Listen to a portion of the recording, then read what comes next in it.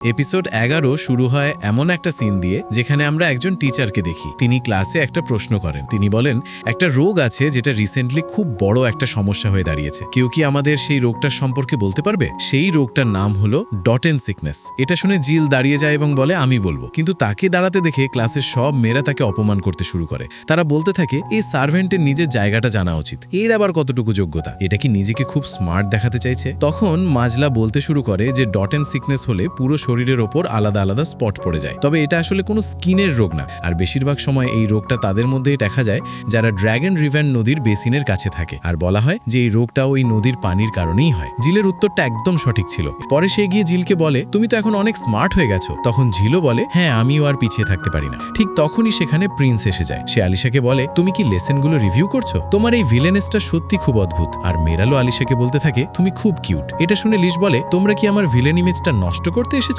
এরপর লিস সেখান থেকে চলে যাচ্ছিল। তখন হঠাৎ সে ভিতরের একটা দৃশ্য দেখে ফেলে। সে দেখে প্রিন্স আলিশাকে বলছে যে আলিশা খুব সুন্দর আর খুব মিষ্টি। এটা শুনে লিসের ভীষণ জেলাসি হয়। এরপর আলিশা জানতে পারে যে ড্র্যাগন রিভেনের পানির যে সমস্যা হয়েছে সেটা আসলে লেভেলের ডেভেলপমেন্টের কারণে হয়েছে। কিন্তু এই ব্যাপারে আলিশা কিছুই করতে পারে না, কারণ যদি সে কিছু করার চেষ্টা করে তাহলে লেভেলের সাথে তাদের সম্পর্ক খারাপ হয়ে যেতে পারে। তখন প্রিন্স বলে যে তারা ডটেন সিকনেস থেকে বাঁচার একটা উপায় খুঁজছে। একটা হার্ব আছে যেটা এই রোগ সারাতে পারে, কিন্তু সেই হার্ব শুধু লেভেলের ভেতরেই পাওয়া যায়। সেই হার্বের নাম মেডি। এটা শুনে আলিশা বলে, মনে হয় আমি এর সম্পর্কে একটা বইয়ে পড়েছিলাম। এই হার্ব শুধু নর্দার্ন লেভেলেই জন্মায়। এদিকে জিল বলে যে ডটেন সিকনেসের সবচেয়ে বেশি রোগী আছে রিওনা ভিলেজে, কারণ ওই নদীর পানি সবার আগে ওই ভিলেজেই পৌঁছায়। আর সেখানে কোনো ডাক্তারও নেই। যাদের এই রোগ হবে তারা খুব দ্রুতই মারা যাবে। আমি তাদের বাঁচাতে চাই। এটা শুনে আলিশা মনে মনে ভাবে যে তাদের বাঁচানোর একটাই উপায় আছে, আর সেটা হলো এই হার্ব। আর সেটা শুধু লেভেলের মধ্যেই পাওয়া যায়। পরের সিনে আমরা মেরালকে দেখি। সে প্রিন্সকে বলে, তুমি কি নিশ্চিত যে তুমি আলিশাকে থামাতে চাইবে না? সে হয়তো লেভেলে যেতে পারে। তখন প্রিন্স বলে, যদি আমি নিজের ইগো সামনে রাখি তাহলে আমি চাইবো আলিশা শুধু আমার সাথেই থাকুক, কিন্তু যদি আমি তাকে একটা খাঁচার মধ্যে বন্দি করে রাখি তাহলে সে আগের মতো আলিশা থাকবে না। আমি সেই আলিশাকেই ভালোবাসি যে সব সময় মুক্তভাবে উড়ে বেড়ায়। এরপর এক সিনে দেখা যায় আলিশা পড়ার জন্য তার বইগুলো রাখছে। তখন হঠাৎ তার মনে পড়ে যে সে একটা বই লাইব্রেরির ডেস্কেই রেখে এসেছে। তখন জেল বলে, আমি গিয়ে নিয়ে আসছি। এইটা বলে সে লাইব্রেরিতে যায় বইটা আনতে, কিন্তু সেখানে সে লিসের সাথে দেখা করে। লিস তাকে বলে, আমি চাই তুমি আমার সাথে একটা স্টাডি সেশন করো। অ্যালবার্ট আমাকে বলেছে তুমি রিওনা ভিলেজ থেকে এসেছো, তাই আমি চাই তুমি আমাকে রিওনার ব্যাপারে আরো বলো। এটা শুনে জিল বলে, ও হ্যাঁ, মনে পড়েছে, তুমি তো আমাদের নিয়ে তোমার এসেতে লিখেছিলে, তাই না? সেখানে তুমি লিখেছিলে যে রিওনার অবস্থা খুব খারাপ, আর সেটা তোমার ভালো লাগেনি। তখন লিস বলে, হ্যাঁ, তখন আমি রিওনা সম্পর্কে বেশি কিছু লিখিনি, কারণ আমি খুব বেশি কিছু জানতাম না। আর সেই কারণেই আলিশা আমার এসেতে অনেক ভুল ধরেছিল। তাই এখন আমি রিওনা সম্পর্কে আরো ভালোভাবে পড়াশোনা করতে চাই, একদম আলিশার মতো। প্লিজ তুমি আমাকে রিওনার মানুষের ব্যাপারে বলো। আমি তাদের সম্পর্কে আরো জানতে চাই, যাতে আমরা একে অপরকে আরো ভালোভাবে বুঝতে পারি। তখন জেল বলে, ওই ভিলেজটা তো আগেই নিজেদের স্বাধীনতা পাওয়ার জন্য কাজ করছে। আমার মনে হয় না তোমার মতো একজন আউটসাইডার তাদেরকে ঠিকভাবে বুঝতে পারবে। তখন লিস বলে, শুরুতে হয়তো সমস্যা হবে, কিন্তু যদি আমরা চেষ্টা করি তাহলে আমরা একে অপরকে বুঝতে পারবো। এই কথা বলতে বলতেই লিস তার চার্মিং এবিলিটি ব্যবহার করতে শুরু করে। এর ফলে জেল ধীরে ধীরে তার প্রভাবের মধ্যে চলে যেতে থাকে। তখন লিস তাকে বলে, আমি একজন কমনার, আর এই কারণেই এই একাডেমির ভেতরে আমি খুব বেশি স্ট্যান্ড আউট করি। আমিও এখানে ঠিকমতো ফিট হতে পারতাম না, আমাকেও আগে অনেক বুলিং করা হতো।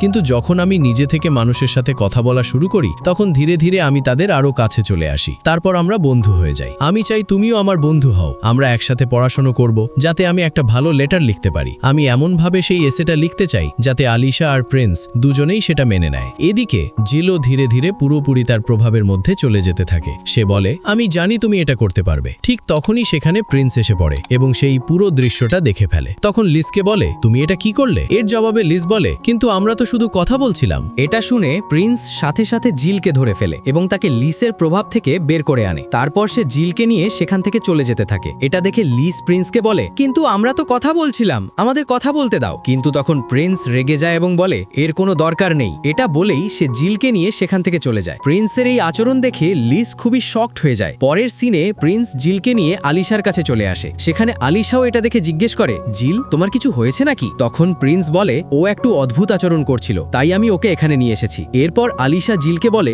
যদি তুমি বাড়ি যেতে চাও তাহলে যেতে পারো, কিন্তু জিল সেটা না করে দেয়। ঠিক তখন প্রিন্স আলিশাকে বলে, ওর থেকে সাবধানে থাকবে। এটা বলেই সে আলিশার মুখে হাত রাখে এবং চুপচাপ সেখান থেকে চলে যায়। এটা দেখে আলিশা একটু লজ্জাও পায় এবং কনফিউজও হয়ে যায় প্রিন্স আসলে কি বলতে চেয়েছিল। পরের সিনে প্রিন্স মেরালকে জিজ্ঞেস করে, আমি যে ইনভেস্টিগেশনটা করতে বলেছিলাম তার কোনো প্রগ্রেস হয়েছে? তখন মেরাল বলে, ওই ইনভেস্টিগেশনটা যেখানে তোমার মনে হচ্ছে যে সেন্ট আসলে একটা পাপেট যাকে সবাই পছন্দ করে। সত্যি বলতে প্রগ্রেস খুব একটা ভালো হয়নি। তখন প্রিন্স বলে, তাহলে সেই প্রাচীন ভাষার টেক্সটগুলোর কি হলো? মেরাল বলে, এখনো কিছু হয়নি, আমি সেগুলো পড়তেই পারছি না, তবে আমি চেষ্টা চালিয়ে যাচ্ছি। এটা বলেই সে সেখান থেকে চলে যায়। পরের সিনে আমরা আবার জিলকে দেখি। সে প্রিন্সের ওই আচরণটা মনে করে খুব খারাপ ফিল করতে থাকে। তখন তার ভেতর থেকে একটা ইভিল এনার্জি বের হতে শুরু করে, আর সেই এনার্জি সরাসরি গিয়ে জেনের ভেতরে ঢুকে যায়। এরপর জেন হঠাৎ করে একটা কাঁচি তুলে নেয়। পরের সিনে আমরা আলিশাকে দেখি। সে তখন লেভেল সম্পর্কে রিসার্চ করছে। সে বলে, আমাকে ডটেন সিকনেসের ব্যাপারে জানতে হবে, আর সেই উলফটার ব্যাপারেও জানতে হবে যাকে লিসের পিছনে পাঠানো হয়েছিল। কিন্তু এই সবকিছুর সত্যি জানতে পারবো না যতক্ষণ না আমি লেভেলে যাই। সে আরো বলে, গেমের ভেতরে যে লেভেল ছিল সেটা তো শুধু একটা স্ক্রিপ্টের অংশ ছিল, কিন্তু যদি আমাকে সত্যিকারের ভিলেনেস হতে হয় তাহলে আমাকে এই দুনিয়াটাকে ভালোভাবে জানতে হবে। এরপর সে ভাবে যদি তাকে লেভেলে যেতে হয় তাহলে তার জন্য একটাই উপায় আছে, আর সেটা হলো তাকে এই কিংডম থেকে কিক আউট হতে হবে। এজন্য তাকে এমন কিছু ক্রাইম করতে হবে যাতে তাকে এই কিংডম থেকে বের করে দেওয়া হয়। এদিকে সবাই কথা বলছিল, ঠিক তখনই হঠাৎ তারা চিৎকারের শব্দ শুনতে পায়। তারা দৌড়ে গিয়ে দেখে যে জেন রাগের মাথায় ক্যারলের চুল কাঁচি দিয়ে কেটে দিয়েছে। এরপর জেন আলিশাকে বলে, এই সব তোমারই দোষ। এটা দেখে আলিশা বলে, এটা কি তুমি করেছো? জেন বলে, না, এটা সব তোমার দোষ, তোমার কারণেই ক্যারলের এই অবস্থা হয়েছে। তখন আলিশা বলে, এটা কেমন কথা, এতে তো কোনো যুক্তিই নেই। তখন জেন বলে, লিসের পাশে এতদিন থাকার পর আমি একটা জিনিস বুঝেছি, ক্যারল তোমাকে খুব অ্যাডমায়ার করে, আর তুমি আগে আমাকে থামানোর চেষ্টা করেছিলে হয়তো এজন্যই, কারণ তুমি নিজেই অ্যাটেনশন পেতে চাও। এইসব শুনে আলিশা বলে, আমি বুঝতে পারছি তুমি এত রাগান্বিত কেন, কিন্তু তুমি এইভাবে ভায়োলেন্স দেখাচ্ছ কেন? হয়তো এজন্যই যে তুমি জানো শুধু কথার মাধ্যমে তুমি কখনো জিততে পারবে না।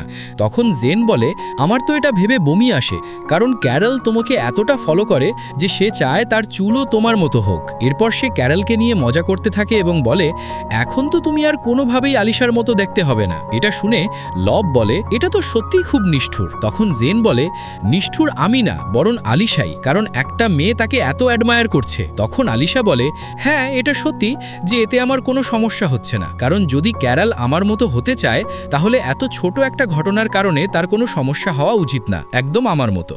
এটা শুনে জেন সবার দিকে তাকিয়ে বলে, শুনেছো তোমরা, আলিশা নাকি ক্যারলের ব্যাপারে একটুও চিন্তা করে না, অথচ এই সব কিছুই হয়েছে আলিশার কারণেই। এটা শুনে ক্যারল তখন জেনকে বলে, না, এতে আলিশার কোনো দোষ নেই, তুমি নিজেই কাঁচি ব্যবহার করে আমার চুল কেটেছো। এটা শুনে জেন হঠাৎ ক্যারলের ভেতরে যেন আলিশাকেই দেখতে পায়। এটা দেখে সে বেশ ভয় পেয়ে যায়। তারপর সে আবার কাঁচি নিয়ে ক্যারলের ওপর আক্রমণ করতে এগিয়ে আসে। এটা দেখে সবাই ভয় পেয়ে যায়। কিন্তু ঠিক তখনই আলিশা তার পাওয়ার ব্যবহার করে জেনের হাত থেকে সেই কাঁচিটা নিজের দিকে টেনে নিয়ে আসে। তারপর সে নিজেই নিজের চুল কেটে ফেলে এবং চুলগুলো ক্যারলের মতো ছোট করে ফেলে। এটা দেখে সবাই পুরোপুরি শক হয়ে যায়। তখন আলিশা ক্যারলকে বলে, এই দেখো, এখন তো আমরা দুজন একদম একই রকম দেখাচ্ছি। এই দৃশ্য দেখার পর সব স্টুডেন্টও বেশ ইমপ্রেসড হয়ে যায়, আর জেন তো একদম অপমানিত হয়ে যায়। সে চুপচাপ সেখান থেকে চলে যায়। এরপর আমরা প্রিন্স আর মেলকে দেখি। তারা আলিশার ছোট চুল দেখে বলছে যে তাকে এখন খুব কিউট লাগছে। মেল আবার আলিশাকে বলে, ক্যারল তোমার জন্য খুব খুশি, আসলে সে আমার এক আত্মীয়, তুমি যখন তার চুলগুলো ঠিক করে ছোট করে দিলে তখন সে খুব খুশি হয়েছিল। পরের সিনে আমরা কার্টিস আর ফিনকে দেখি। তারা দেখে যে অনেক মেয়েই এখন ছোট চুল রাখছে,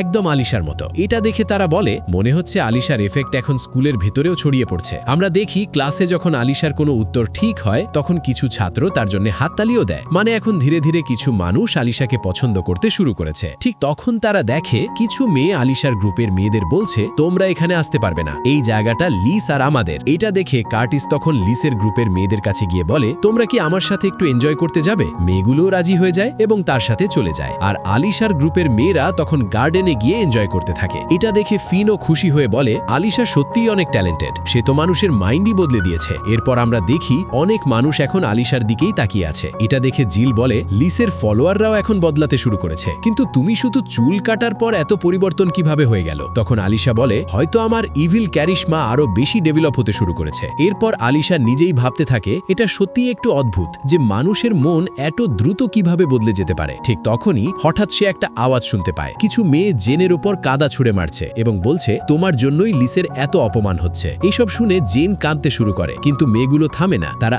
আবার কাদা ছুঁড়ে মারতে যাচ্ছিল। ঠিক তখনই আলিশা তার পাওয়ার ব্যবহার করে সেই কাদাগুলো উল্টো তাদের ওপরই ছুঁড়ে দেয়। এরপর আলিশা তাদের সামনে এসে দাঁড়ায়। এটা দেখে মেয়েগুলো রেগে যায় এবং বলে, তুমি এটা কেন করলে? তখন আলিশা বলে, তোমরা যদি এখান থেকে না যাও তাহলে আমি তোমাদের উড়িয়ে দেব। এটা শুনে মেয়েগুলো ভয় পেয়ে যায় এবং সেখান থেকে চলে যায়। যায়। এটা দেখে জেন আবার রেগে যায় এবং আলিশাকে বলে, তুমি কি আমাকে বাঁচানোর চেষ্টা করছো? আমার তোমার সাহায্যের দরকার নেই, কারণ তোমার কারণেই এইসব হয়েছে। তখন জিল বলে, কিন্তু তোমার নিজের ভুলের কারণেই তো তোমার সাথে এটা হয়েছে। এটা শুনে জেন আরো রেগে যায় এবং বলে, তোমরা এখান থেকে চলে যাও। এরপর আলিশা তার পাওয়ার ব্যবহার করে জেনের গায়ে লেগে থাকা সব কাদা পরিষ্কার করে দেয়। এটা দেখে জেন আবার রেগে যায় এবং তাকে থামতে বলে। তখন আলিশা তাকে বলে, যদি তুমি কাঁদতে চাও তাহলে নিজেকে আটকে রাখার দরকার নেই। আমি জানি তুমি কাঁদছো না কারণ তুমি দেখাতে চাও না যে তুমি হেরে গেছো, কিন্তু কোনো সমস্যা নেই। ফ্রাস্ট্রেশন মানুষকে আরো বেশি বড় হতে সাহায্য করে। তুমি এখানেই থাকো, যতক্ষণ না তুমি মনে করছো যে তুমি আবার বাইরে যাওয়ার জন্য প্রস্তুত, ততক্ষণ এখানে কেউ আসবে না। এটা বলার পর আলিশা সেখান থেকে চলে যায় আর জেন তখন খুব ইমোশনাল হয়ে কাঁদতে শুরু করে। যাতে তার কান্নার শব্দ বাইরে না যায়, আলিশা গেটের ওপর একটা ব্যারিয়ার তৈরি করে দেয়। এই সব কিছু দেখে লাভ আলিশাকে বলে, তুমি সত্যিই খুব ভালো মানুষ। এরপর তারা ভিলেজের দিকে যেতে থাকে। পরের সিনে আমরা মেলকে দেখি। সে একটা আন্ডারগ্রাউন্ড লাইব্রেরির ভেতরে আছে এবং অনেক বই পড়ছে। একটা বইয়ের ভেতরে সে একটা মেয়ের ছবি দেখতে পায়। সেটা দেখে সে খুব খুশি হয়ে যায় এবং বলে, জ্যাকপট। আর এখানেই এপিসোডটা শেষ হয়ে যায়। ভিডিওটা ভালো লাগলে একটা লাইক করে দিও, আর যদি চ্যানেলে নতুন হয়ে থাকো তাহলে সাবস্ক্রাইব করতে ভুলো না। পরের এপিসোডে আবার দেখা হবে।